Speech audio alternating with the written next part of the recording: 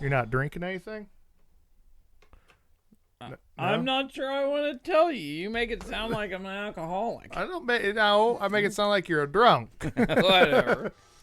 You know who I work for. Of course I'm drinking. Yeah, that's true. It's kind of a prerequisite.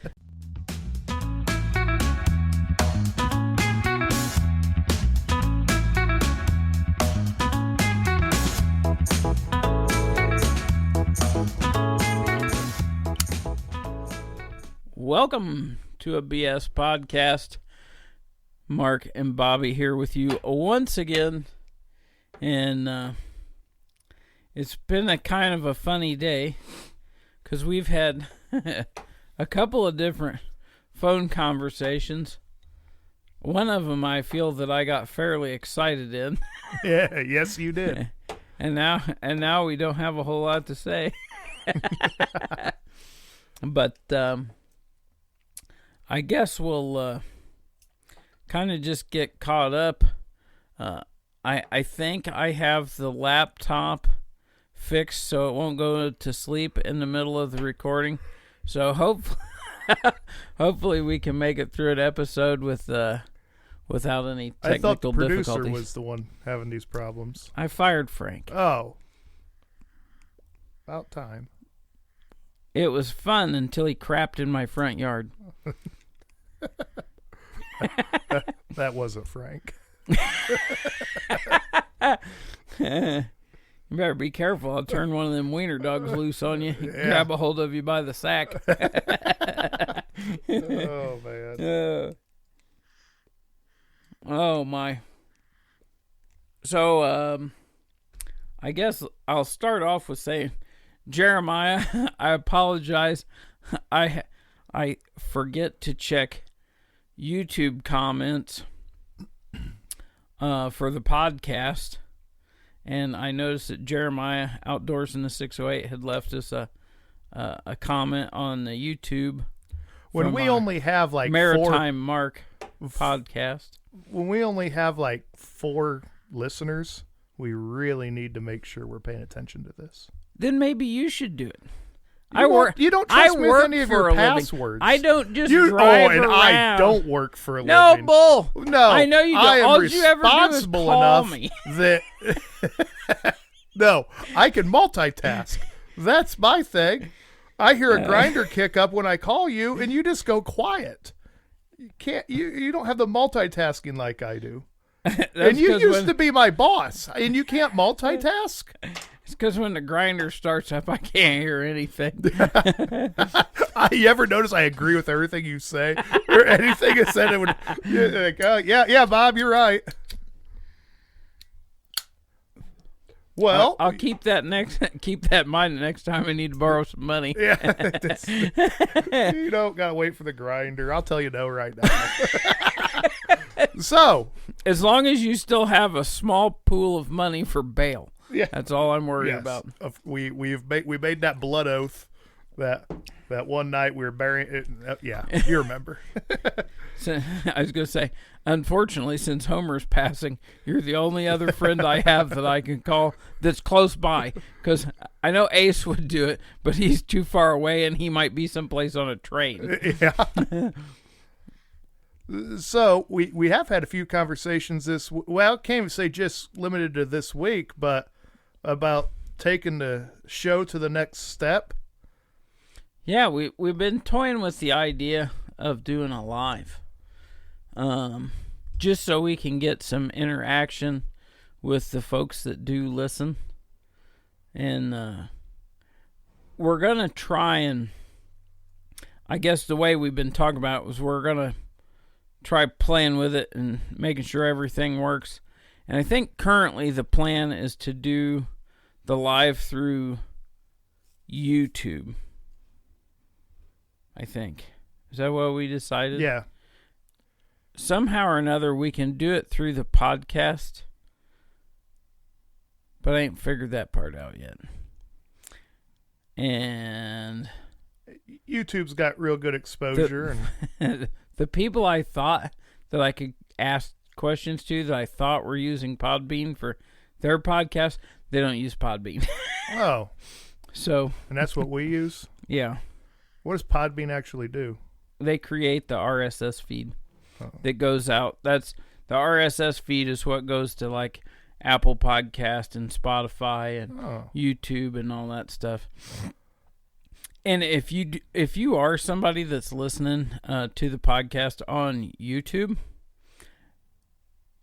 bear with me on that, because that's the one spot that the podcast is kind of a pain in the butt.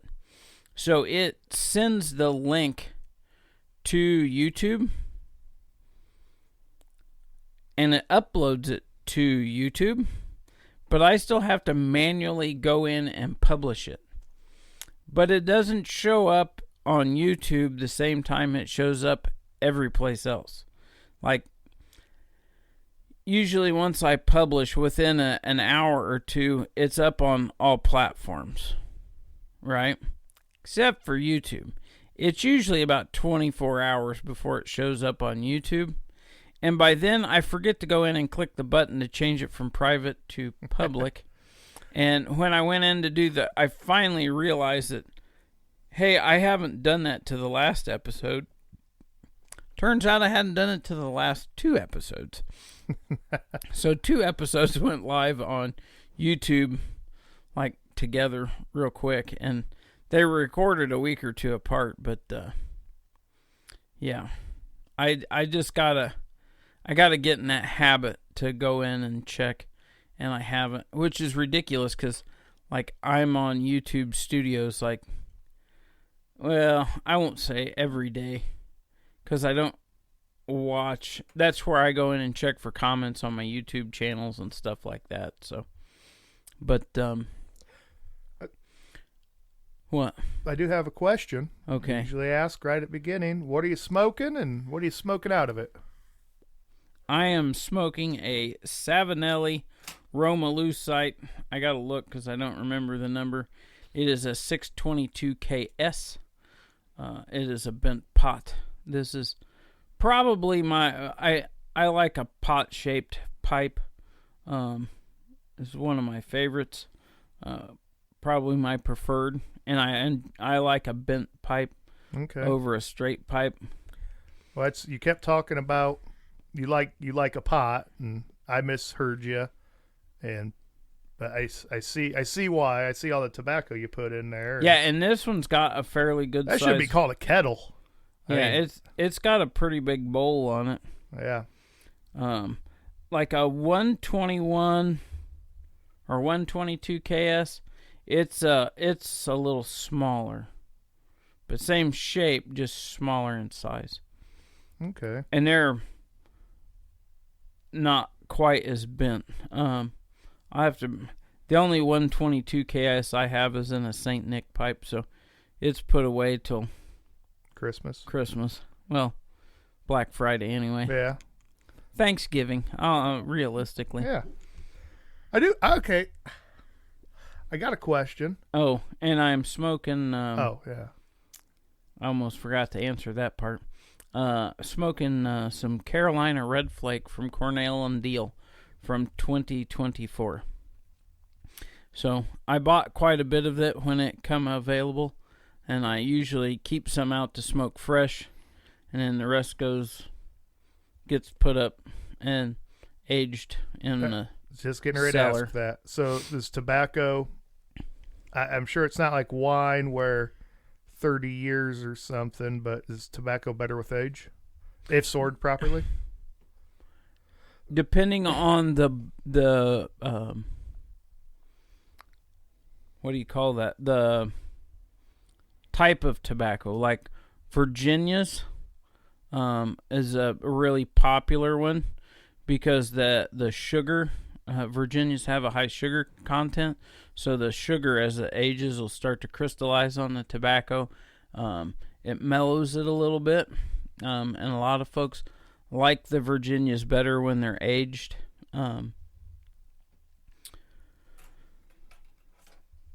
Burleys don't really change much with age. Latakia, like an English blend or a Scottish blend, stuff that's got Latakia in it, the Latakia has a tendency to mellow out. It's not quite as strong. So if you really like a strong Latakia blended tobacco, a lot of guys will prefer those fresh over aged because the strength kind of drops down the older it gets. But it's just, if you know anybody that's into cigars, I don't know that I've ever shown it to you, but like sometimes you get what they call plume on a cigar. And actually, I really like the AJ Fernandez Oscuros. And we had a Indiana Pipe Club meetup down in Brownsburg, and I always try, since we're in there sucking up their space for most of the day, I always try to make sure, I mean, they serve drinks and food and stuff at that particular lounge that we were at. And so I bought drinks while I was there, because fortunately that time I had a designated driver back home, because that's a 2+ hour drive to get to Brownsburg from here. But I always try to buy some cigars from the smoke shops we go to if they don't carry a lot of pipe tobacco or stuff like that. And so I went in there and got a couple, and didn't really low light. I didn't pay a whole lot of attention to it. Well, the next day I was out here doing some work, and I pulled one of them things out and lit it up, and sure enough, it's got this really light bloom. It all over the wrapper, and it's the same deal. It's the sugars and stuff out of it. A lot of folks think will mistake it as mold, but if you roll it in the light, it's shiny. Okay. You can see the light reflecting off of the crystals, and I will not. To me, that was the. I've smoked a lot of those Oscuros. That was the absolute smoothest smoking Oscuro I've ever had. Were those ones I bought down there in Brownsburg. And so the only difference was they were older ones. All right. They've been sitting in that humidor for a decent period of time, and they just started getting some plume on them, and it just, I don't know, it just kind of mellows it out. So it really depends on what it is. The thing that I was just listening to this on another podcast, and I kind of snickered because I have the same thought. A lot of people, they're like, well, I'm not going to sell her this or that because it's a, it's an English blend or whatever. Well, it still has Virginias in it. So just don't sell her as much, if you prefer it fresh, but I would still sell her some so I can see what it's like in a year, in 2 years, in 5 years, in 7 years, and see what it tastes like, because it might change your mind. The other thing is if I can get a good deal on tobacco, or I have some extra money at the time to buy more than I normally would at a time, I'm going to buy it because it's available. You'll hear a lot of other guys that have been in the hobby a long time, or in the lifestyle, whatever you want to call it, and they will just flat tell you it's never going to be as available or as cheap as it is right now. And I can't. Do those guys sell tobacco? No, they're those guys are consumers. The guys that say sounds like a salesman's. So, I was just checking the meter. Because I can't tell from where you're sitting today how close you are. Okay.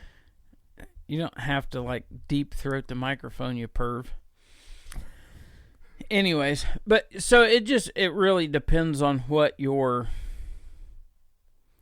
don't have to age it, but a lot of, there are some guys out there that don't smoke anything but aged tobacco, but they've been doing it a long time. Yeah.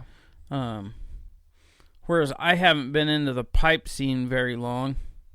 I have aged, and it wasn't intentional. It was just I would get a deal on some cigars, because I smoked cigars for a long time before I ever picked up a pipe. But I would have cigars in the humidor that it was like you'd get to digging around in there. It was like, oh crap, I'm not really sure when I bought this. And you pull it out, and then you really get to thinking about it, and it's like, I've been in the humidor for 4 or 5 years. But it was one of them deals where you were someplace and it was like, hey, we're running it. Like the one here in town, I won't mention their name. They have a very good humidor, and the people are nice. They have some practices that irritate the living daylights out of me, so they don't get a mention. But like I go in there and like they Arturo Fuente.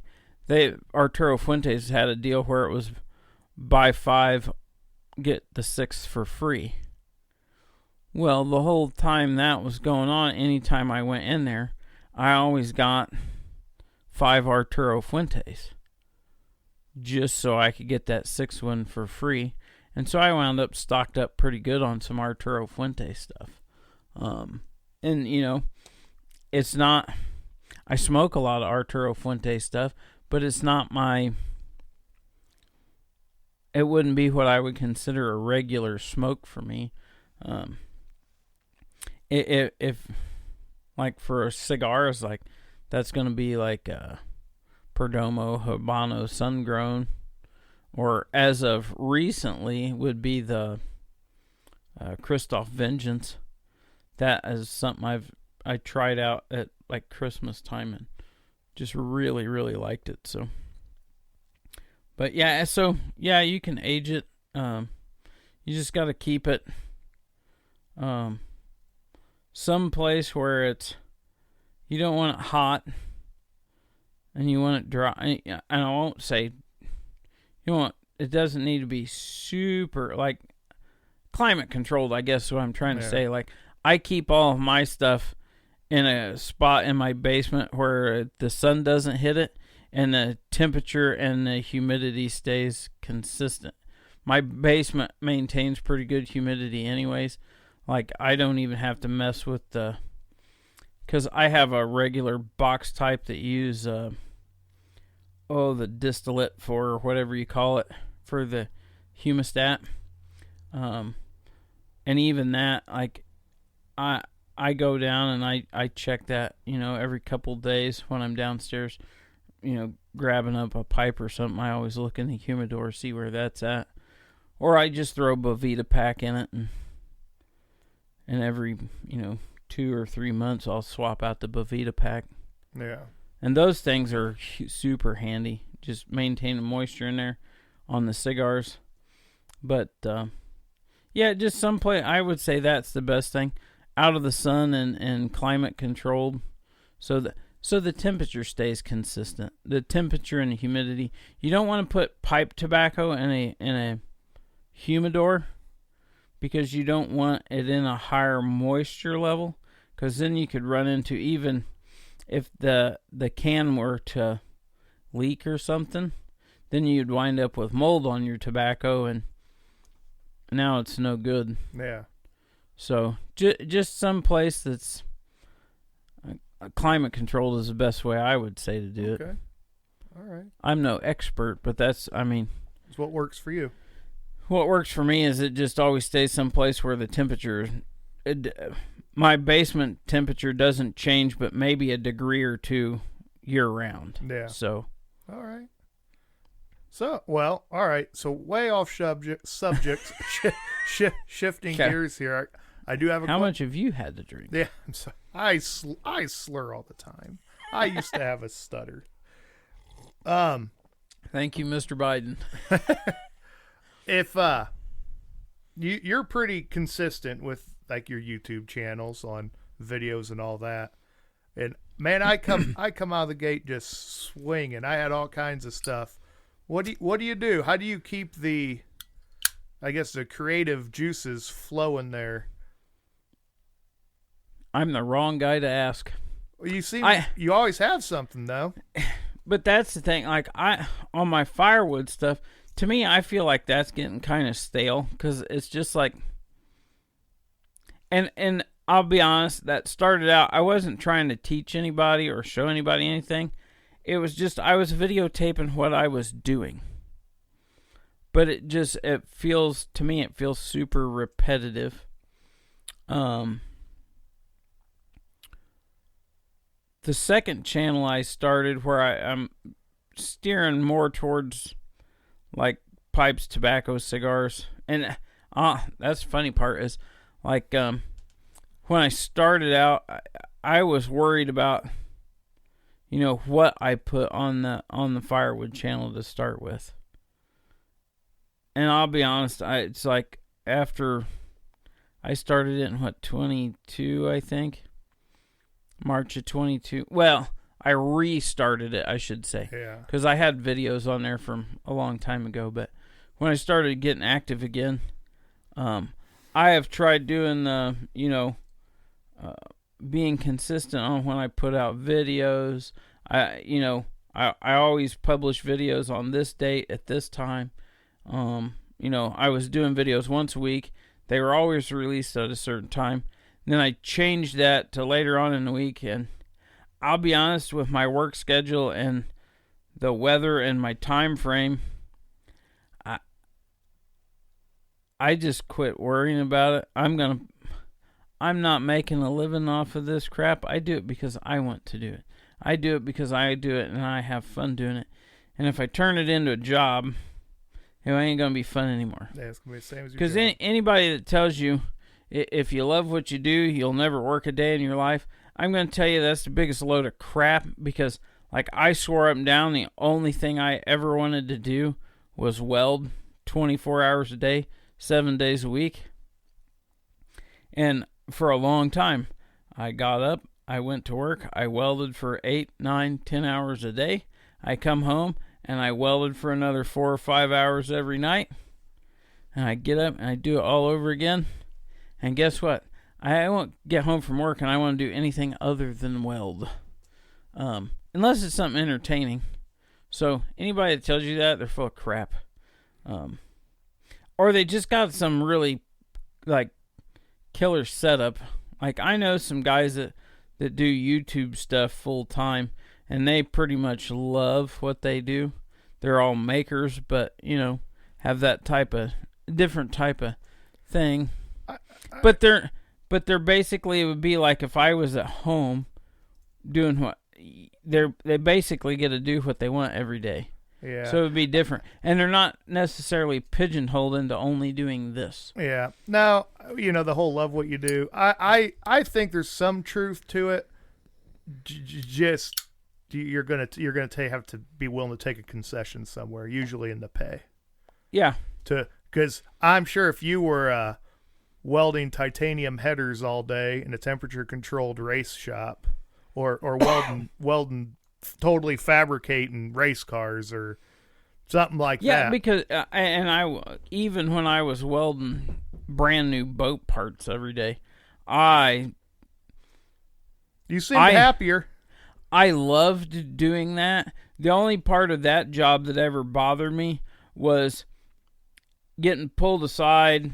We had a bunch of parts get kicked by QC, and they'd come in, and the boss would rail us for 30 minutes, and then we'd get done with the hind end chewing, and we'd all go back to work, and then the boss would stop by the booth and tell me and the guy that worked in the booth with me, just so you guys know, none of that was directed towards you. You guys are doing fine.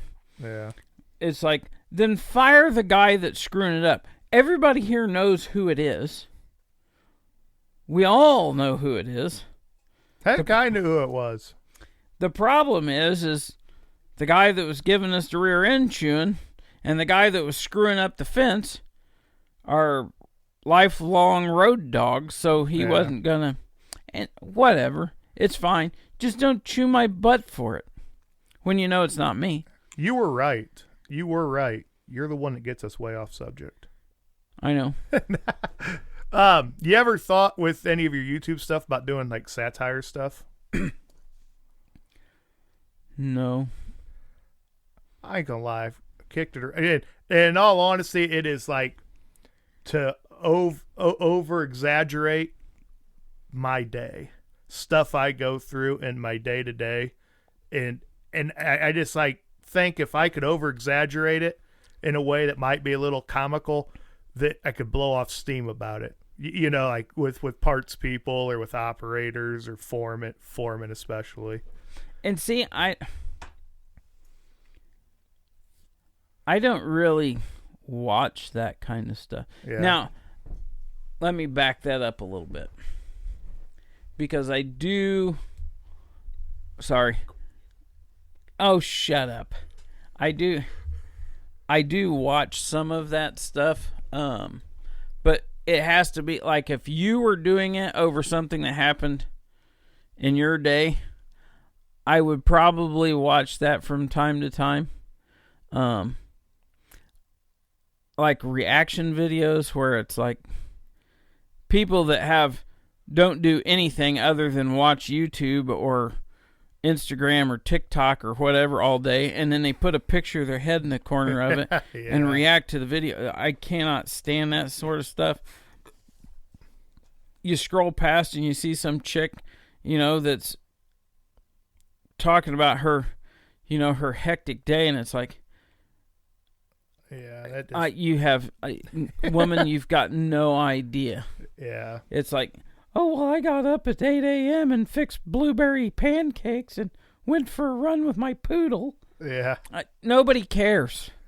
It's like, I really don't, and I don't understand how those people get views and stuff. And I'm not, I honestly, I don't even care about views and all that sort of stuff. If nobody even watches my crap, I don't care. I got a chance to shoot the video, make the video. Now, I have developed some friendships through there, so I do enjoy the interaction I get with the other folks that I've met through, like, YouTube, for sure. But no, I don't think I'm the right type of person to do, like, a satire video. If I could stand to do a reaction video, I would probably be better suited for reaction videos. You'd get some hate mail. You would get some death threat hate mail. And that's the only reason, because I'll be honest, I left a parts store and I was going to record it in the truck because it was just like you couldn't script that. And I just thought to myself, like, was it a parts store in Warsaw? No, it was South Bend. I just feel like that's a road you go down. I'm the same as you. I'm not trying to do anything like teach anybody stuff. I just want to, like, hey, this is what I do. I just invested $400 in a camera, in a waterproof camera, and I really want to do the diving. As much boating as I'm going to be able to show, a little bit of stuff with vacations, but I don't want to, I just, to me, I think I might look into it too much. Seems like that might be a road you go down and can't come back from. But also, I don't know. I don't do it for views. I do it like you do. I do it for me. But sometimes it's just like, man, could blow some steam off and just show everybody how dumb these parts guys are, or even the foreman. But I don't know. It seems like clickbait. At the end of the day, it kind of seems like clickbait. Yeah. Oh, dude, I wish I could, I could probably have one of them fancy plaques hanging on my wall if I was allowed to. If I wouldn't get fired for videoing at work. Yeah. I mean, some of the dumb crap I get into there. Yeah. It's like, I got asked the other day working on that trench box. It's like, well, how much longer do you think you're going to have on fixing and patching up this trench box? I said, I don't know how long it's going to take me to finish chipping the concrete off of it. It's like, you bring me this thing and it looks like they washed a cement truck out on it. Yeah, it's because they did. You'll see me dancing next to a moving car before you'd ever see me video something at work. This is escape from work for me. And I hope. Oh yeah, I got no desire. I always felt bad because I used to do a lot of pictures on Instagram of welding stuff. The boat shop. Saturday mornings usually had a video on Instagram. Yeah, I would do that, but I was only videoing me. Yeah. Oh no, I'm not saying to video the guys snorting their coke off the welder or anything. I'm just they weren't doing that by the time I got there. No, it's my escape. But I'm hoping to find that. We should tell that story. Go ahead. It's your story to tell, not mine. So I worked at a place that manufactured boats, and the guy that worked with me in the booth, great dude. He'd worked at this place for a long time, and I don't remember what was going on, but he was all hopped up, this dude is stone cold sober nowadays. He used to be into all kinds of stuff, but like I never even seen him drink after I started working with him. And one day he comes in and he's all just rip roaring ready to go, and he's like, man, some days I get in here and I just miss the old days. I was like, what was so great about the old days? He's like, man, back then we were on piece rate. He's like, I get in here at 6 a.m, do a line of blow off the top of the welder, and then he says I'd have all my parts done before noon. We go to the bar for lunch. You're starting to sweat, man. You're getting into it. Yeah. Well, the good old days, huh? Yeah. And the funny part was I asked one time, I was like, so why don't they do piece rate anymore? He was like, there were too many fights in the parking lot over lunch. I was like, do what? He was like, yeah, guys would think that there was somebody that was, that wasn't getting their parts done fast enough. So the next guy in line to do the next step, he wasn't getting his part. He would get all the stuff he had done, and then he'd have to sit and wait on the next batch of parts because this other guy's screwing around. And he says, lunchtime would happen, and he's like, everybody go out to their cars to smoke. And he says, they'd hunt each other down and just beat the ever-living crap out of each other. He's like, throw you through a car window, beat you up. Yeah. And so they went from piece rate to hourly. So you get to tell a work story, I get to tell a work story then. Have at her.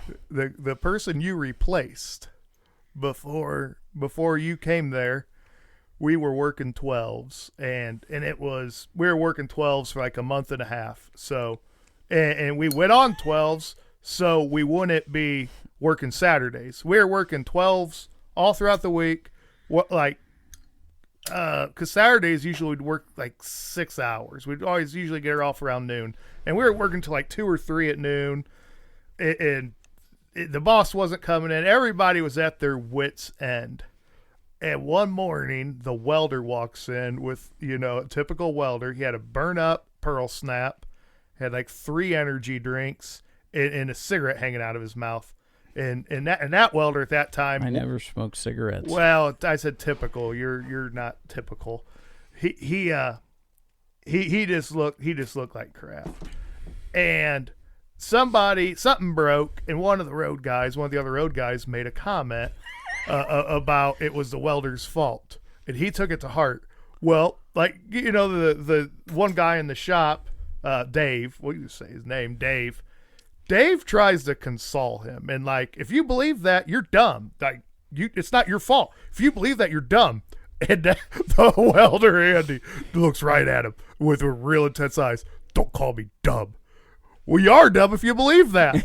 This dude jumps up on the picnic table like Brock Lesnar on the top ropes, jumps down on top of Dave, and Dave will straight whoop this dude's butt, and somehow gets on top of him. My understanding did. Yeah, gets on top of him, and he's just throwing down. It's me, Josh, and Jeffy sitting at the picnic table, just going like nothing's happening. Yeah, if you guys could see that video, it would be great. But nothing's happening. I don't know. 20, 30 seconds later, Josh looks over. Should we go get him off him? Yeah. So we go over there, and Jeff was the closest, and Jeff's a big guy. So Jeff grabs a hold of him, pulls him back, and me and Josh were going to keep Dave away. And while he's pulling Andy off of Dave, and Andy just kicks that dude. Like, we're keeping Dave away, and Andy just wham kicks him. And it is like, about let him go again. He bolts out of there. He laid rubber with his truck the whole way down the road. Gosh, it was great. I was hoping we were going to see that at like the Christmas party, like a replay. And he ended up, the best part about it, and this is a testament to where you work, he got suspended. Not because he got in a fight, because he left work. They do not care. You could show up drunk, high, they might give you a drug test or something. You can fight somebody. There have been cars flipped over during parties. I think I was told once, I don't care if you show up drunk, just don't talk to any supervisors. Yeah. I was there for that meeting. And it wasn't the supervisor. It was the owner's son. It's like, gee willikers, folks. Like, how dumb can you be? And what, they caught the one guy in Indianapolis playing with himself in the grease truck. Jeff's got that grease truck now. No, not anymore. It blowed up. Oh yeah, but that's the work story that I wanted to tell. That was. I've heard that story numerous times, but that's the first time I've heard it from beginning to end. Yeah. Oh, it was. Yeah, you couldn't. You just could not believe that was happening, and you try to. I think somebody's breaking into my house. You try to help him, and he kicks Dave, and some people were kind of like butthurt a little bit that Dave didn't get in trouble, but if he was defending himself, he shouldn't have. It was. Dan was there too, because Dan described it best. It was kind of like an angry hug. and that's kind of what it was, but Andy, he'd been overworked, and what was it, a month and a half later, he went out on his own. Yeah. He realized that well, and that's the thing, and that's, they're really good at just working people to their wits end. Yeah. Because I've noticed us, you can tell after we've been on 12s for a while, like, fuses are short, people are pissy, and it's just not a good situation. 12s work on shift work, on swing shifts, 4 on 4 off, that type, 5 on 5 off, 5 on 4 off, something like that, or 12s for 30 days, because that's the whole thing. I think that's about what you got in you. Maybe a little bit longer, but then get everybody away from each other. Yeah. And you never get that. You worked 8. Christmas would come around, like the week of Christmas, you'd work 8s. After Christmas, you'd go on 10s. You'd piddle fart around with that a little while, then they'd realize they want scrapers. So you went on 12s. And every year, like, that's what that contractor does. They move dirt better than anybody in northern Indiana. They have a lot of scrapers, and they should know how to do all this stuff. They got great ideas to do stuff.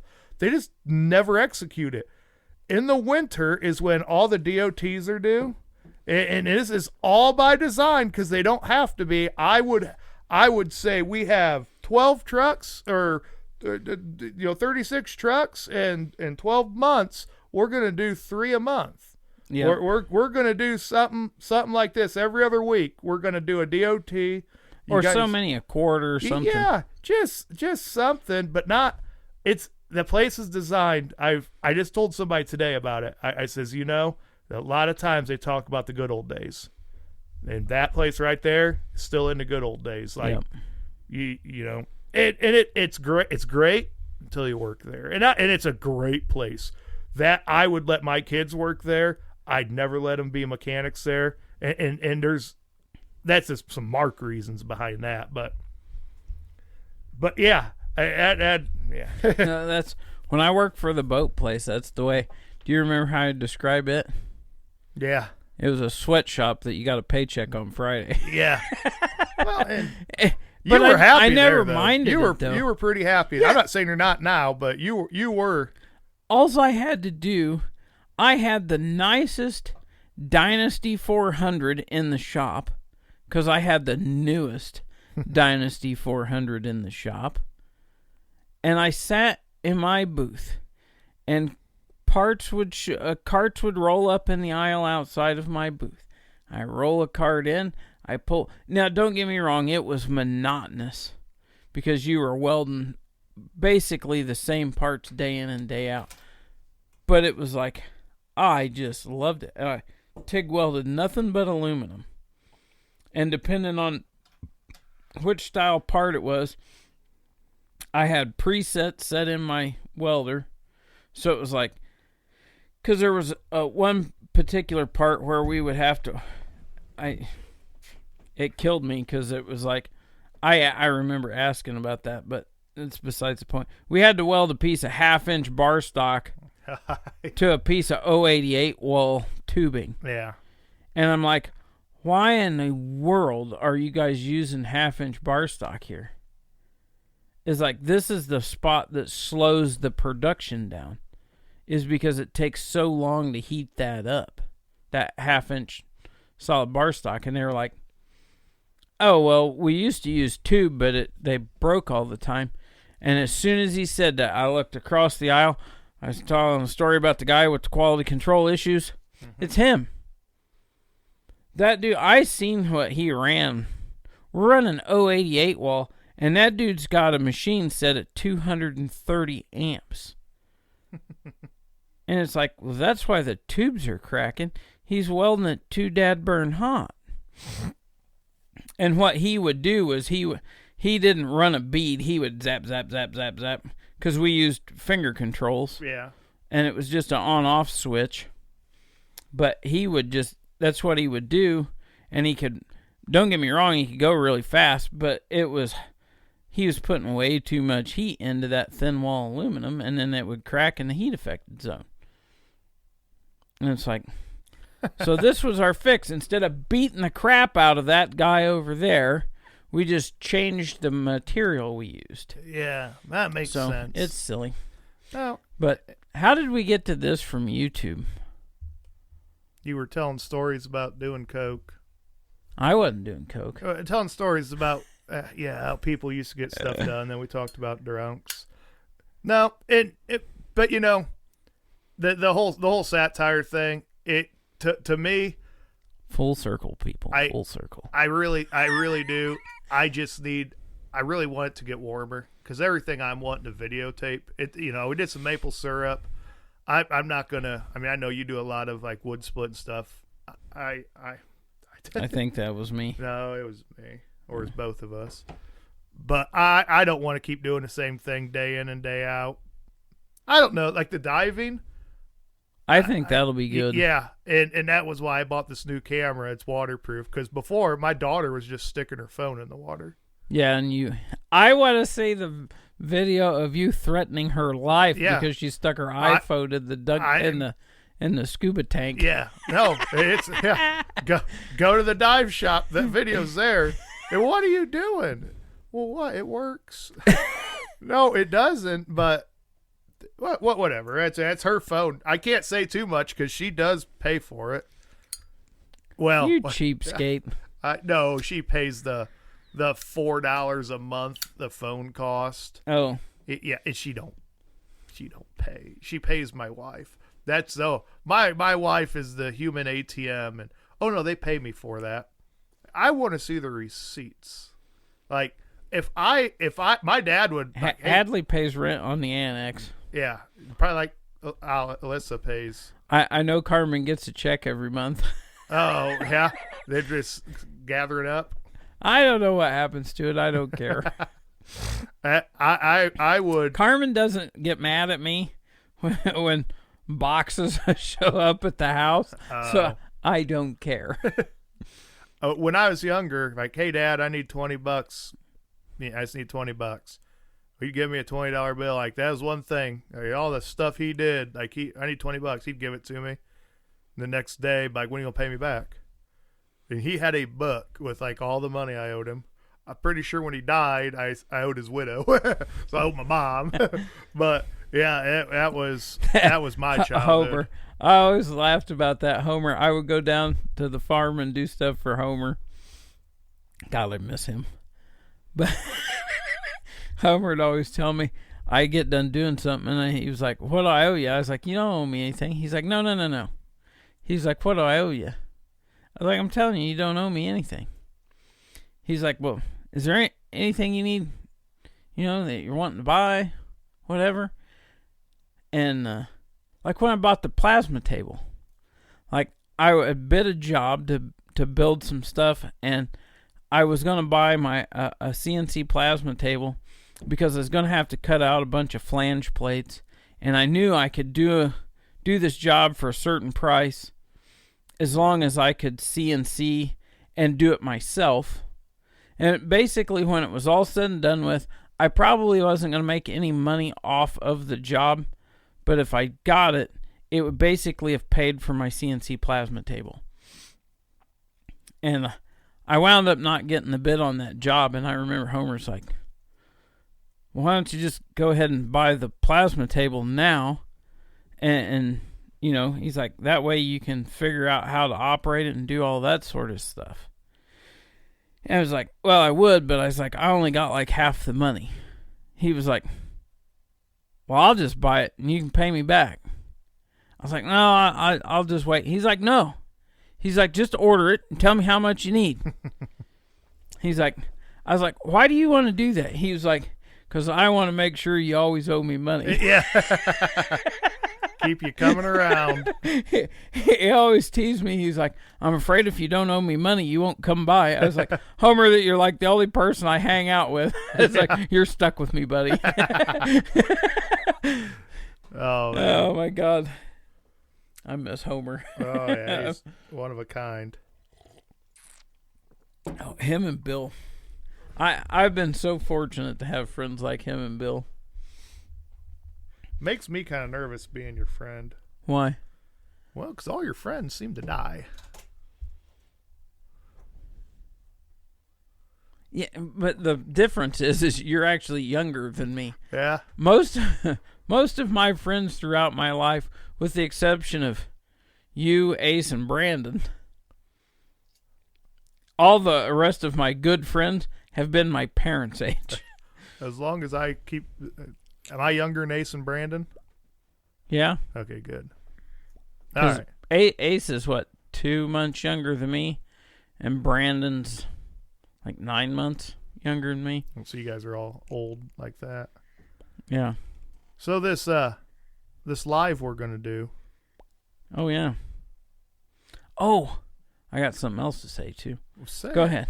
No, go ahead. I started putting stuff up on Rumble. Yeah? Yeah. I've been surprised.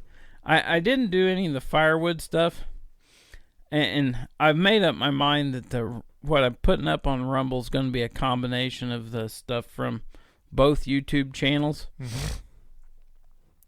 It'll probably favor more of the tobacco stuff, or that particular channel. But I'll probably do, because a lot of times I smoke a cigar when I'm doing the firewood stuff. I don't really smoke pipe very often when I'm outside working. You got to tamp it and try and keep it lit and all that sort of stuff. And when I'm working, I don't want to deal with that. It's so easy just to cut a cigar, light a cigar, and I can go out there and I can split wood for however long, and it works out great. And so I'll probably start re-editing some of my firewood stuff where I'm smoking a cigar and doing that sort of stuff and transferring it over.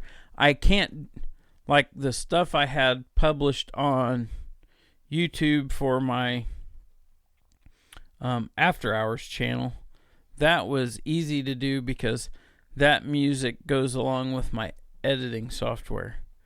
But my music on all my firewood stuff, except for the very early stuff, is through a separate subscription, and I had to put what platforms I was using it on. And I'm only allowed to use it on those platforms that I have it associated with. Well, they don't even offer Rumble as a platform, so it's like I'm afraid to move any of that stuff over to the Rumble channel. But like I was surprised, I haven't said anything about it or any of that sort of stuff, and like I've got between, I'll say, upper 30s and 50 views. And this is the first I've ever said anything about doing anything on Rumble.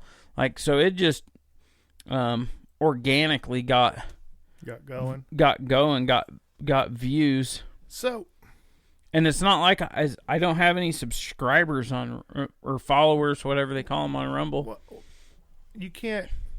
The music thing I don't get at all, because you can find anybody's music on YouTube.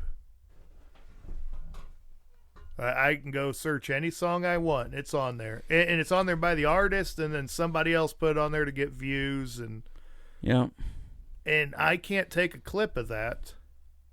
If you're making money, I understand if you're making money. The weird part is, like, but how do they do that? Because, like, on Reels you can.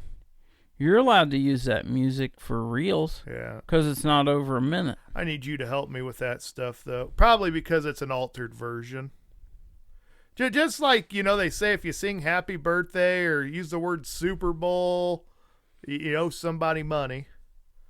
And that's... And I'll be honest, like I was telling you earlier, the whole reason I decided to start moving stuff, and I'm not going to quit posting on YouTube, but the whole reason I decided to start transferring stuff to Rumble was one of the guys I watched that does a pipe tobacco channel, or pipes and tobacco. He had a video removed for, I was telling you, for blowing smoke rings while he was smoking his pipe, and they said that was going to get children to smoke. Yeah. I was like, dude, I'm in my 40s, and I wouldn't smoke a pipe because I thought it was for old people. Yeah. Like, my brother right now you're holding your pipe with one hand and waving your finger with the other. So like my brother Kevin, okay, he found a shop where he started buying these like super cheap estate Dr. Grabo pipes, and he loves them because they look just like the pipes our granddad smoked. And he was like, hey, I found this guy that has these. He's like, I can go in there. He's like, if I find one that is super nice, they're $10. He's like, the majority of them, he's like, I'm paying like $5 for these things. He's like, they need cleaned up a little bit, blah, blah, blah. So they're used. Yeah, they're estate pipes. Is that's what an estate pipe is? Yeah. It's been, I won't say it's been smoked. It has been sold once before. Okay. It is pre-owned, if you will. But he was like, Kevin offered, I can't tell you how many times, hey, I'm going to be down there. You want one of these pipes? And I don't know how many times I told Kevin, I was like, pipe smoking is for old people. That is what grandparents do. I smoke cigars and I chew tobacco. And he just kind of gave me a line of crap. And when I just showed up one day and I was smoking a pipe, and he seen me smoking a pipe, he like just give me all kinds of crap over that. He was like, well, I thought you said that was for old people. I was like, well, I changed my mind. What can I say? But yeah, so it was I don't even remember what I was saying. Oh, but it's like, I just don't think you're going to get young people hooked on smoking a pipe because they seen some old dude on YouTube blowing smoke rings. I mean... And besides, if you want to stop people from picking up a pipe and smoking a tobacco pipe, dead serious, don't allow any clips of any of the Lord of the Ring videos on YouTube or anywhere on the planet. You start talking to people that are in their I'll say in their early 20s to our age, and you ask them where they picked up pipe smoking, I read or I watched Lord of the Rings. That is where it come from. They go to some, and I think it's great. I'm glad that people are getting into it, because despite what most people think, I think there's more health benefit to smoking a pipe than there is not smoking a pipe. So you're healthier than I am because you smoke a pipe. I can tell you this for a fact. Dead serious, because I've kind of watched this. My heart rate, and I think it's because my stress level has gone down. Like, my heart rate is lower now that I smoke a pipe regularly than it was before I started smoking. Okay. And I seriously think it's the stress level. I am 10 times more relaxed now than I was. You know, I still get worked up easy, don't get me wrong. I'm you know. I know. I know, and most of the listeners know. I can be ready to scrap pretty quick. But it's but no, like, the fact that I take the time to sit down in the evening and smoke a pipe, to where I just kind of sit back, relax, reflect on the day, it is just, I don't know, there are things I just don't even, like, it just goes away when I do that. Yeah. It's like I was getting all worked up over that, and it's so insignificant. It really doesn't matter. Kind of like meditation almost. Yeah. Ish. Yeah. I'll buy what you're saying. It is, to me, it is meditation. For you. For me. For you, yeah. I think I can pick up what you're saying there. I think you'll find a lot of other folks get the same benefit from it. It's just, it has helped me, and that, and to me, that probably outweighs the physical health effects that have, because it's not like I inhale the smoke.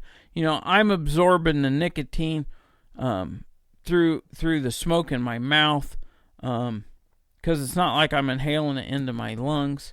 You know, I have that anyways. It's like, let's be real. Hell, I fall asleep with chew in my mouth. I mean, I wake up and spit the stuff out so I can brush my teeth in the morning.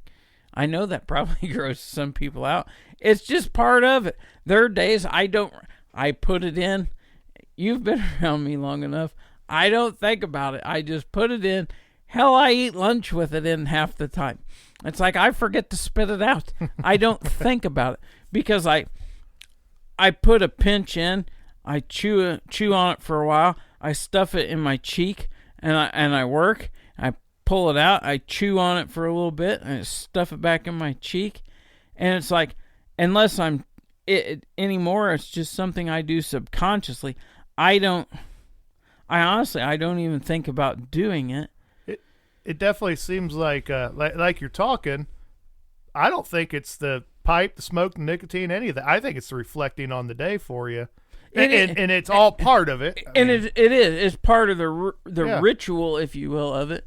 It forces, when I decide that I'm going to sit down and smoke this pipe, it's like during the day. The reason I chew is I'm under a welding hood most of the day. Sometime I'll post the video. I took a video while we were on winter shutdown, and I went in and worked. I sent a video to my buddy Brandon, who does the same thing I do. We're all in the same, me and Brandon are in the same union, all that stuff. He's just works for a different company. And but he has the same job I do at that company. And I sent him a video while I was in there. I don't even remember. I was welding up a boring head or something. I don't remember. But I sent Brandon a video of me. I says, this puts hotboxing to a whole new level. And you can see all this smoke rolling out from under my welding hood. I flipped my welding hood up, and I'm smoking this little Mitchell Thomas pipe that Carmen got me for Christmas. It's this little bitty stubby bent nose warmer, and it fits really tight to my face, and I love the little pipe. It's a beautiful little pipe, but it's the only pipe I have that I can have in my mouth and close my welding hood. So I was like, I'm going to try and smoke this while I'm working. Yeah. And it was like seriously the worst hot box ever on the face of the planet. Like I could not get the smoke out of the hood fast enough. And next thing you know is I lifted my hood and I make this weird face and start hacking. So the guy got kicked off or lost a video because of that. They removed the video because of that. And I'm going to say right now that it's a weirdo that you do know showed me this. I never found this. I never searched for this. If you're Al Qaeda, you can cut people's heads off on YouTube. And this guy was showing me breastfeeding videos. And so that can be on YouTube. That's where it was. And you were seeing everything. And I know, and that's fine. Like, I don't care. If some girl wants to get butt naked on there, go ahead. There's a guy that you and I both know. Yeah, it's that guy. Sits and hunts for those videos. Yeah, yep. He can't see to walk across the room, but by God, he can find a nipple. Yeah, no. That wasn't the guy who told me, but it's the guy that works with him a lot. Either way, that is, I quit chewing a while ago. Well, in 2000, I think. Yeah, in 2000. I call BS. What? You chewed when we worked together at the city. Oh, no, I'm sorry. 2020. I'm sorry. That sounds better. Yeah. You're right. I quit chewing. You started out on a veggie stick. Do I have to edit that? No, I'm not editing that. Yeah, you're marking the spot right now. I did not. So it'll be in there. I quit chewing in 2000, and at this Does everybody know what that is? He was a vape guy. He was one of them weirdos. He was a hipster vape guy. He was wearing skinny jeans too.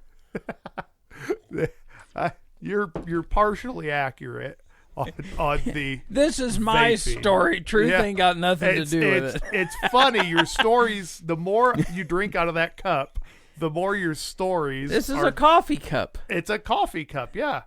What do you put in a coffee cup? Whatever you want. You put. I swear it wasn't full of bourbon. Yeah. Oh. Either way. Actually, it was full of a freezer door old fashioned. I figured. For me, it was something that I did, something I'm proud of did. I'm happy I did. I did it because I wanted to do it. If you want to smoke all day, like I love smelling it, and I'm happy. I'm to a point I can sit here, light up a good cigar, and I don't. I'm just But that pipe, like you, every time we come up here to record, you open your stuff and I snatch it right from you because I love that smell. Mm-hmm. I like the smell of you smoking it. I like my clothes smell like it. I don't like cigars, but once you smoke a cigar up here, it's your freaking house, man. You do. And I appreciate that you look at it that way, but I also look at it as you being a guest here, and I'm still considered a guest. Technically, well, I try to extend certain courtesies that I would extend to a guest when you're here. How's that? All right. And I just think, hey. No, you're not a guest. You're a pain. Yeah. you should definitely be able to post what you want. And you know, there's a lot of stuff that'll go down as like hate speech and stuff like that. It's still, I could sit here and say we have the freedom of speech because that is the freedom to speak out against your government. But also, like, you can say what you want. I can say what I want. Let's be realistic. And this is one of my nut job tangents, so I'm going to make a statement and I'm just going to leave it there. I really doubt you're going to do that, but go ahead. No, I am. Okay. So, and it comes from conversations I had when I was traveling and shooting. One of the guys I used to travel with all the time says, as long as there are laws, you'll never be free. when we go back to the only laws are the 10 Commandments, then you'll be free. But until then, you have the perception of being free. And to an extent, I get what he's saying. I ain't gonna disagree with that, but I think I'm a realist like you. Knows that we're not gonna get back to that ever. Oh, heavens no. But yeah, regardless, I think the same thing that protects the woman breastfeeding should protect a guy smoking a cigar. Yeah. And well, and if you want to get on there and tell me how you're this, no, I didn't. What? Ozempic. What was that for? Diabetes? I don't know. These are for weight loss now. Now, yeah, but it wasn't. As a GLP lowering thing or something. Whatever it was, it's like you can go on there and you can flaunt all the crap you want about your prescription meds and what they do for you, but because some jackwagon determined that tobacco smoke was going to kill us all, and I get it. To some extent, the cigarette companies did that to us because they lied about stuff for so long. But all we did was we traded one lie for the government's lie. Yeah. And it's like, to me, you and I were talking about this in multiple conversations this week. If you can advertise prescription drug meds and tell everybody what the symptoms are that you need to experience to need this drug, and you're allowed to advertise that on television and magazines, and not that very many people still read magazines, because, well, I'm not sure how many people can still read. But, if you read that stuff in your magazines, YouTube, wherever you see this stuff, Facebook, Instagram, wherever your advertisements pop up, then to me, I don't have any reason why you shouldn't be able to advertise tobacco. Advertise whatever you want. You said it best. You can drive down the road and see a billboard for pot. Yeah, and Shipshawana. But yeah, because it's so close to the Michigan state line. But I can't advertise pipe tobacco. Yeah. Well, and I the thing is though, it's just silly. I gotta look because I'm pretty sure they say cannabis. I'm going to take a picture of one because they play on words. It's a play. Yes, it's a play on words. But if I put a mannequin up on outside my house with a rope sausage at a certain spot, I'm pretty sure they're going to have an issue with that. Yeah. And I can't tell you, I haven't been there because I haven't figured out exactly where it's at, but there's a billboard not far from where we're at right now, out on, if you go out to US 30, and it's a billboard for a cigar lounge. And for the one in town? For the one that's in Webster, I think, or between Webster and Syracuse. Man, it's like somebody told you should put one there. No, this is just a billboard. This was there when I started thinking about that. Okay. But I've never figured out where it's at. Anyways, like it always makes me laugh because it says puff puff something. It's a play on word, but it's for a cigar lounge. And at the bottom of it says, "Don't smoke cigarettes don't smoke meth." Yeah. Because it tells you not to smoke cigarettes or meth. I'm pretty sure that's how it got put up. and that's, we grew up demolition derbying and truck pulling, so we definitely know you always you build your car or you build your billboard to what the rules don't say. But that is one thing, because like Facebook, YouTube, they're not liable for what's on their channels because they'll only edit in these situations. Yeah. And what they'll consider to be those situations. It's what once again, I mean, do we have the right to free speech? That's the right to free speech against their government. And I'm sure there's some constitutionalists out there that would argue with me all day long and tell me, no, we can we can say this, or that. Well, you really can't, because Facebook, these social media places, they have guidelines. You can't get on there and just F this, F that, this, that, and the other about whoever. But see, that changes the type of business they are too. Yeah, it's because it put them in the same, like a newspaper. A newspaper Correct. can be in trouble for what is wrote in it because they have editorial Correct. review or whatever. And as long as they don't have that, they're not responsible. But their community guidelines, they can. However it works, I don't know the law well enough to probably even argue it. That's the problem with it. Is and I hate this. I can't even believe I'm going to say it. It's because it's in that spot where you're on that brink of that gray area. Yeah. And you know what they say about gray areas, don't you? Oh yeah, build your engine. Paint it black and run away. Yeah. Well, because I got in an argument with a boss, an old boss. And he says, well, that's kind of gray area. I says, you need to drop a set and say yes or no. There is no such thing as a gray area. Gray area for indecisive people that can't make a decision. You're exactly Everything right. is black and white. And our pastor at church, his dad, best thing I've ever been told. I don't even remember how we got on this conversation. He's like, you know what my dad used to always tell us?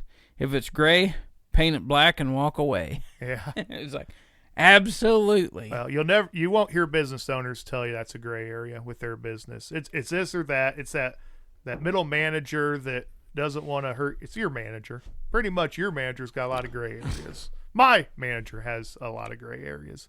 And that's no, but that's what's cool. Like you going on Rumble, it's more like they tote free speech.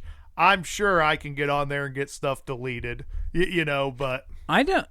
I honestly, unless you are doing something that's illegal, I don't think you can. Really, yeah. And to me, that's the way it should. Any social media platform. If you go online and your feelings get hurt because somebody made you feel bad, I'm sorry. That's just how the world works. You need a thicker hide. I'm not saying that the person being a jerk was right. I'm just saying that's how the world operates. Yeah. You're going to have to toughen up. Yeah. And that's... And if you don't think I mean that, I will get my 19-year-old daughter on here, and you can see what she thinks. And I agree. I agree 100% with you. I know some people. Well, guy, PSR we used to work with. It says I'm raising my kids to be wolves, and that was some straight up Donnie Baker. Yeah, some wolves. I swear to God, man, I know where they lay their eggs. I love that when he said he knew wolves better than anybody. He says, I even know where they lay their eggs. But he raised God rest his soul. his son to be wolves, and I really thought about that. I'm like, I raised my kids to be sheepdogs. Like you're gonna protect the flock. You're gonna protect yourself. Don't go get in a fight because we are in such a litigious world. I don't want to teach that to you. Your girls. Not saying girls can't because they can. Not even going down that, but don't let it bother you. Like really, don't let it bother you. Just realize that we worked a lot of the same places, and that's kind of how we were. It's like, I don't respect you enough. Not you, but I don't respect you enough to let what you're saying bother me. Yeah. I know exactly what you're saying. And there's a group of people in this world that could cut me with words that shouldn't even hurt, but it's because I have respect for them. I call and ask their opinions. Yeah. Other than that, I don't care. Teach your kids that not to be wolves. Gosh, I'm not the one drinking. Not to be wolves, but just teach your kids to be sheepdog. Let them. You don't have to worry. And I understand there's a lot of kids out there that have issues, and this is not going to turn into an after school special, but you know, your kids are going to go to school. They're going to get their feelings hurt. It's going Yeah. to happen. And both my girls, there were like, the school called it bullying. It was just kids being kids. Like, girls are mean. That's the school called it bullying. And that's the problem. And some of this stuff, and I don't, I'll be honest, I honestly don't know what happened. I remember getting in a fight in school. We were in the line to get on the bus to go home. It was the end of the day. And there was a kid that was just riding me like you wouldn't believe.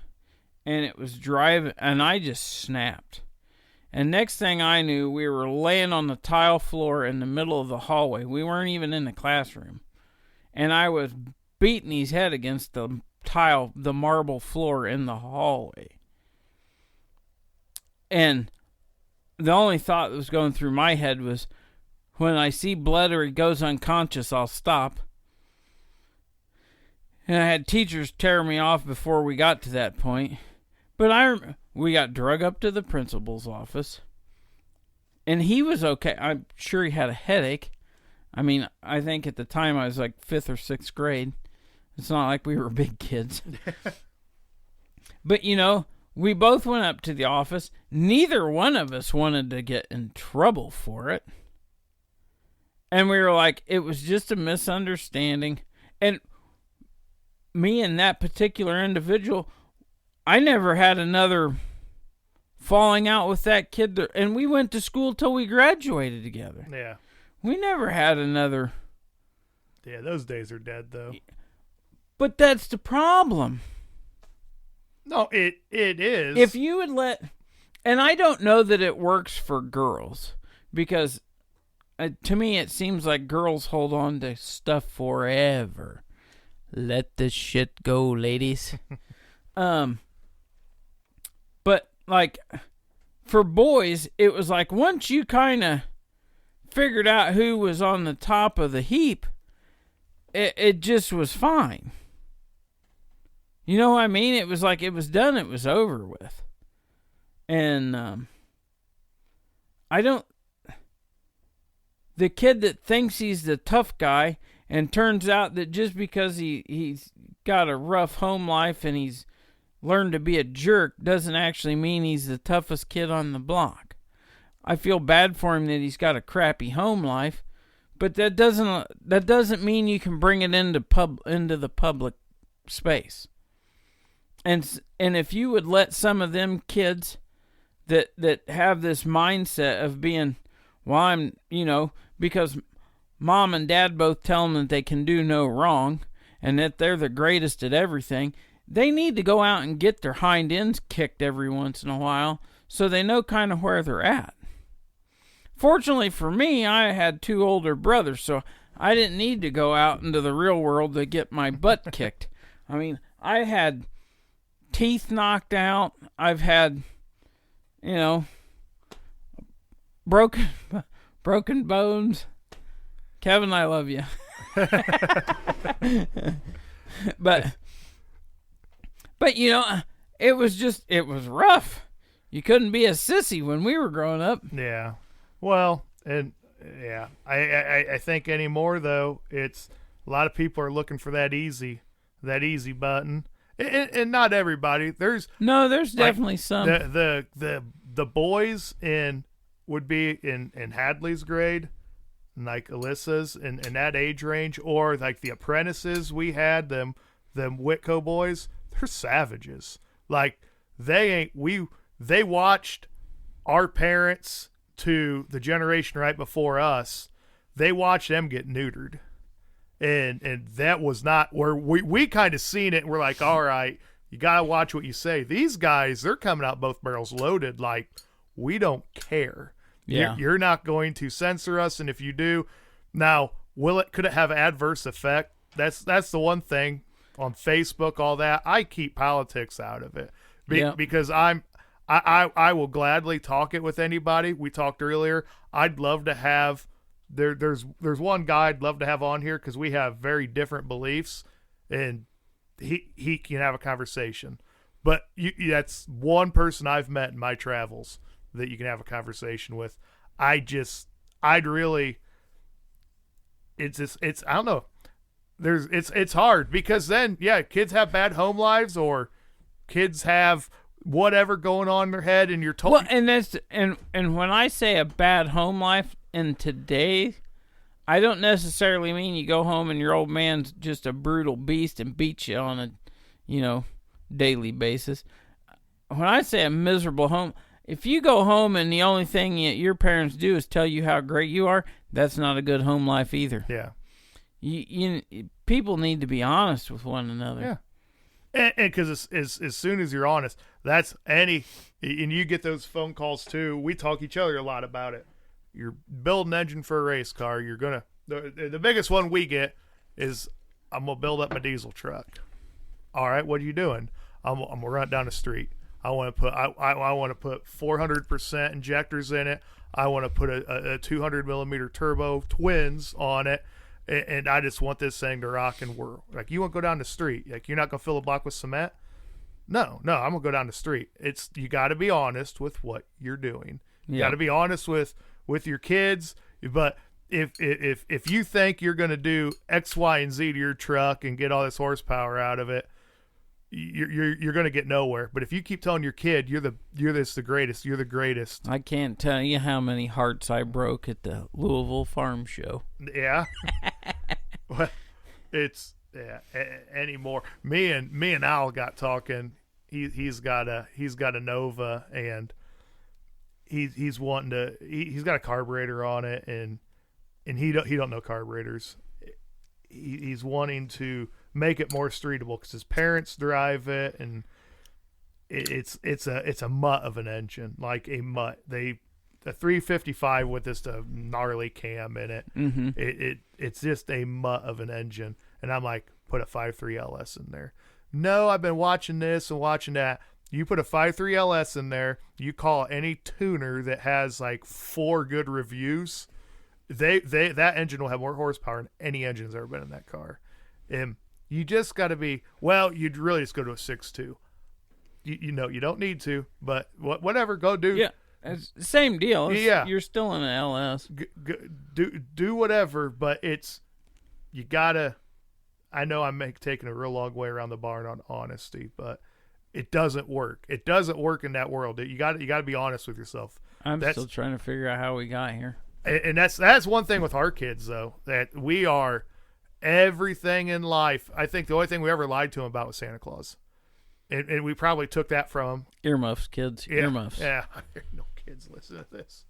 But that was about the only thing we ever and it was weird because there was a lot of times where they'd look at you like, well, that's not what Aspen's parents say to her. But now they're like in high school, like they trust us. And yeah, this is weird. Do not ever, anybody out there listening, do not ever take any advice we give on kids. We both raised really good kids, but I will say this because I'm finally starting to see the how do you say that? I'm starting to reap what I have sowed, if you will. Hadley is of the age now. She's 19. And it's really, how do I say this? It's really become apparent or visible of how she was raised. Like, I am seeing, like, so she was, originally she graduated high school and she was going to go to college. And she went through the first semester of college and decided that college was not what she wanted to do right now. Which, I'm good with it. If that's not what you want to do. Because I told her in the first place, I wasn't trying to make her go to college or anything like that. All I told her is if you're going to go to a college, you can't go for something willy-nilly. If you're going for something with the word arts in it? Yeah, I will. It doesn't make any sense. But if you're going to go to be a doctor, a nurse, an architect, an engineer, something that when you get out of there, you can go and get a job that justifies the student debt you're going to have. And you know that you can pay said debt off in a given amount of time, not over the rest of your life. I'm good with it. Otherwise, college is not the thing. And that's just my opinion. That's just the way I look at it. And so she'd been through a nursing program and all that sort of stuff during high school. Was working in the nursing field with some of the certs that she got while she was in high school, and then was going to college to get her RN. Was originally the plan. And she wanted originally her thought was to go into work in hospice. After working in some nursing homes, she just felt that was a field that she needed to be in. And I guess get back to the point. After that first semester of college and the way that things were being taught in college, Hadley just flat said, she's like, it's just not the place for me. You know, some of the stuff that she was having to sit through, some of the stuff that was being said in the classroom, and it's just like, this isn't education, this is propaganda. And it was like, holy cow. You know, the kid's thinking on her own, and and your daughters aren't too far behind Hadley. So it's kind of cool when it finally hits you. And you can see that, because that's the weird part about being a parent is, for at least 18 years, you're going to try and teach that child how to be a good person, you know, to follow beliefs that you believe. Try to teach them right from wrong. Try to teach them work ethic. But you never really know if it takes till you see it take. And it's kind of a relief when you get to the point and you can finally see, oh, now I'm not saying I agree with everything my kid does, because I don't, and I've told her so. But at the same token, I've also told her that she's of an age now that those are decisions. I'll be more than glad to tell her my thoughts on it if she asks. But at this point, those are decisions you got to make on your own. And every decision has a consequence. Yeah, for the rest of your life now. And sometimes those consequences are good, and sometimes they're not so good. And you just got to be able to own that. Whatever case it is, you got to own it, and you got to make it work with whatever hand you're dealt at that point. And that's just the way it is. Unfortunately, it kind of sucks sometimes, but it's the only option you got. I think this is one of the weirdest episodes we've done. It is. I still haven't figured out how we got here. This is why we want to do a live. Because why we'll be off track on that too. Yeah, but at least there's some interaction. It's not just me and you. The best is, what in the world are we going to call this? It's your department. This is the part that you sucks fired about this. the guy that would name the stuff. Well, he crapped in my front yard. What did that you was expect? me. Oh. Yeah. Well, I ain't hiring him back. You better be ready to pay out some unemployment. I put on that paperwork that he quit. Oh, good. You should know how that works. Boy. Yeah. Yeah. I know that one firsthand. That was a low blow. I apologize for that. You don't got to.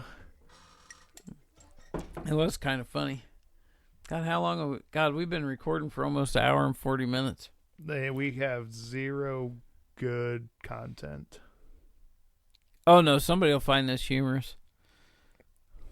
join our live. So anyway, I guess we'll get back to that real quick. So we are planning on doing a live. So if you would kind of keep an eye, let's just say we'll probably focus that on the YouTube channel. Yeah. Which is a BS podcast, or I don't know. I'll have to hang on. I'll look it up because I honestly, this is bad. And it's gonna be probably like any other live you've been to, but we're looking for some interaction here. Yeah, and that's it. We do this because it's fun, but that's not what I wanted. It's a lot more fun. It's going to kind of what I'd call campfire style. It doesn't even have to be if you got some funny work story or something you want to debate us on or anything really, or if you want to poke the bear, because I'm telling you, there's a lot of questions that could be asked. Me and Bob just stay away from them because it'll start an argument between us. If you're lucky enough, what's that? With questions, they'll start arguments with us. Yeah, like healthcare. Oh yeah, you can go to heck on that. Yeah, we're not discussing that on here. And that's just something, we got some people we want to bring on, and that's kind of a hard way to think. The live might be the easiest way to get people in different areas. And I don't want it to be something that we do all the time, but I think it would be fun from time to time. Now we do have something special going on next week or next episode. So, and I don't want to say anything till it actually happens, but we are planning on having a guest on. And this guest requires security, right? Oh God, no. I thought he lives south of Kokomo. I thought you said this was a real high profile. Yeah, he might think so. He is a drug dealer. Oh, perfect. He is a drug dealer. Yeah. That's good. Are you going to drink before he comes on? No, because I think he's going to be here, and I got to get with him this week and verify everything. But it's this guy ain't you in a dress, is it? Huh? This isn't you in a dress? No. Okay. I haven't worn a dress in 3 years. Okay. I thought that court order was still valid. Yeah. Yeah. Apparently, at the beginning of Obama's administration, if you dressed like a woman and you tried to wrestle, they wouldn't let that stuff fly. Yeah, I don't know why. By the end of the administration, I'd have been in like Flynn. I think you'd have been a lot better off if you'd have wore underwear. And that skirt wouldn't have been so low. Yeah. All right. Take us home. So, anyways, yeah, we're planning on having a guest. I'm hoping we'll have an episode in between. No, that is next week, isn't it? Holy cow! So hopefully next week we're gonna have a guest. I gotta reconfirm things, but it's on the calendar. Because we had to kind of schedule some stuff to make it work with his work schedule. Going to be talking about some upcoming events here in the great state of Indiana, and try and promote that. And I'll just tell you this: it's a good event. And then the week after that, so in 2 weeks. Yeah. The 14th, 15th, and 16th. Muletown Pipe Show. If any of you are going to be around in Columbia, Tennessee at the Briarworks factory for the Muletown Pipe Show, I'll be the bearded guy in a flat cap smoking a pipe. Look me up. You just described half the people at a pipe show. That's what makes it funny. Oh. It's like that's everybody there. Okay. But no, I'll be wandering around down there on Saturday. Might stop in there on Friday night to see what's going on. But we will definitely be around. Me and Brandon and Ace are going to be... You guys are going to do a little remote episode down there, aren't you? That's kind of my plan. I'm going to try... I don't know how good the audio will be because it'll be wind up getting recorded on my phone. But I got some mics and stuff to plug in, some Bluetooth mics plug into my phone, so see how that works. But yeah, I'm going to try and do an episode because this is actually will be the first pipe show me, Brandon, and Ace, any one of us have gone to. So I was talking to Brandon earlier tonight, and we're all kind of looking forward to it. So. Good. And I know Ace is, because Ace finally said to heck with it, and he took vacation days. He's like, I'm good. And it got chopped out in our last podcast that we recorded because you made the comment about railroad owning you. Well, work owning you, basically, the union owning you, and that was Ace. It was Ace's day off. There's a guy on the extra board that's supposed to take if something happens. They had a train that the crew ran out of hours on due to some uncontrollable stuff that was out of their hands. They ran out of hours, so they had to send somebody out to get it. The guy that's supposed to do that, they called him. He didn't, I don't know if he didn't answer, told him he couldn't go, whatever. Basically give up his guarantee and says, I can't make it. The other guy, the next guy in line, because his train got held up, he hadn't been off the clock long enough to go do it. So they call Ace, who it's his day off. And Ace wound up going, and he says as soon as that happened, he's like, I put in the vacation time on my way to the train while I was in the Uber going to the or the shuttle, however they got him, because the train was just stopped someplace at a stop waiting for him to get there. Yeah. So he could bring it back, and yeah. So he was like, after that happened, he was like, I said screw it, and he's like, I just put in vacation time. He's like, because apparently days off don't mean nothing. Or your scheduled days off don't mean anything. Well, good. You guys have a good time. So yeah, and that'll be the first time I think me, Brandon, and Ace have actually gone to an event like over a weekend. God, since we were probably in high school. Because we do some motorcycle trips and stuff like that, but it's never. Me and Brandon have done some that have been 2 or 3 days, but Ace's work schedule is so different than me and Brandon's. It's trying to get it to work out for the three of us has been a nightmare. And so this is the first time in a long, long time that the three of us have got to go. So I'm looking forward to it. But I'll listen to that episode. Well, that's good. Yeah. So anyways, tune in next time. It should be interesting. Like I said, we'll be talking about an upcoming event here in Indiana, and I guess that's all I got to say. And I'm out of bourbon, so I need to quit talking. So, anyways, appreciate y'all listening. Hope y'all have a great week, and we will talk to you again soon.